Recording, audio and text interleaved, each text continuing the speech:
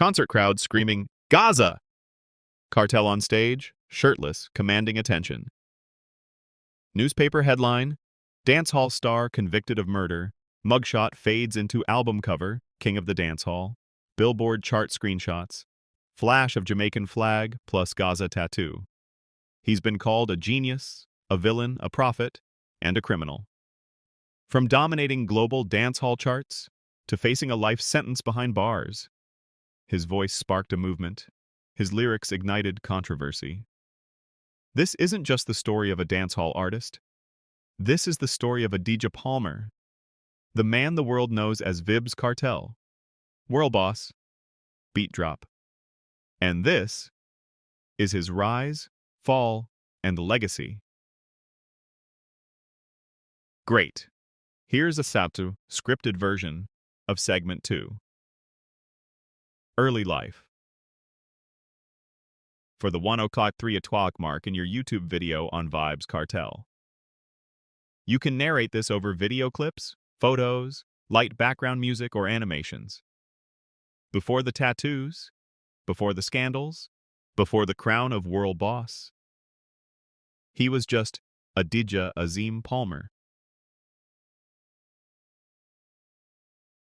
Born on January 7, 1976, in Portmore, Jamaica, Kartel was raised in the gritty but vibrant neighborhood of Waterford, St. Catherine, an area known for hard living and raw talent. From early on, Adidja stood out, not just in the streets, but in the classroom. He attended the prestigious Calabar High School, one of Jamaica's top boys' schools. But his rebellious spirit got the best of him. He was expelled, and later finished school at Tutorial College, a private institution. But education never left him. He was known for being sharp, articulate, and book smart, with a passion for reading and writing. By the age of 11, he had already started penning lyrics. His influences, the hardcore lyricism of Papa San, the flow of Will Smith, and the raw energy of Ninja Man. And by the time he was a teen, he had formed a group called Vybz Kartel. Yes, spelled with a Z, alongside friends from his community. Though the group didn't last, the name did. Adidja dropped the group, kept the alias, and began carving out a solo path in the unforgiving world of Jamaican dancehall. This was the beginning of something bigger than music. This was the birth of a movement. In the early 2000s, the streets of Kingston were filled with raw talent, and only the strongest survived the dancehall battlefield. That's when Vybz Kartel caught the eye of one of the genre's giants, Bounty Killer. Through Bounty's mentorship, Kartel became part of the infamous crew known as The Alliance, alongside artists like Busy Signal, Mavado, and Wayne Marshall. But Kartel wasn't meant to play second to anyone. In 2003, his solo career exploded with the release of Up to the Time, an album that redefined the dancehall landscape. His lyrical skills were razor sharp, his flow relentless, his metaphors deep, raw, and unapologetically Jamaican. He blended street stories, sex, politics, and philosophy, all wrapped in heavy patois, layered rhymes, and unfiltered honesty. Then came the anthems.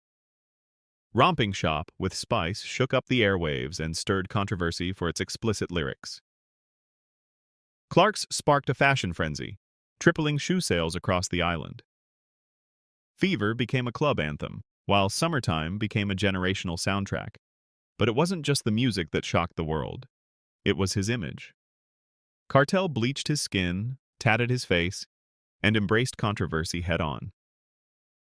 Love him or hate him, you couldn't look away. And that's how a young man from Waterford became more than just a hitmaker. He became a cultural force. He didn't just ride dancehall rhythms. He reinvented them. Auto-tune, trap dancehall fusion, hypersexualized lyrics. Vybz Kartel didn't just follow trends, he started them. By 2010, Kartel wasn't just dominating Jamaica, he was running dancehall worldwide.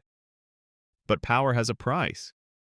Fade into next segment title, Gaza Empire and Clashes. By the mid-2000s, Vybz Kartel was no longer just an artist. He was a general building an army. And that army was called the Gaza. Based in his hometown of Portmore, Kartel created his own movement, Portmore Empire, later known simply as Gaza. It wasn't just a crew, it was a launchpad. From it came a new generation of stars, Popcaan, the smooth-voiced hitmaker, Ja Vinci, the emotional powerhouse, Tommy Lee Sparta, the gothic demonic wildcard, and Gaza Slim, one of the few women in the camp. They weren't just Kartel's protégés, they were soldiers in a musical revolution. But in the world of dancehall, no kingdom stands without war. Kartel's biggest challenge came from within the alliance itself, Mavado, the rising star from Cassava Peace, Kingston. What started as a lyrical battle quickly escalated into something much darker. The Gaza versus Gully feud split the country in two. School kids took sides. Gangs used the names. Clashes turned to fights. Fights turned into violence.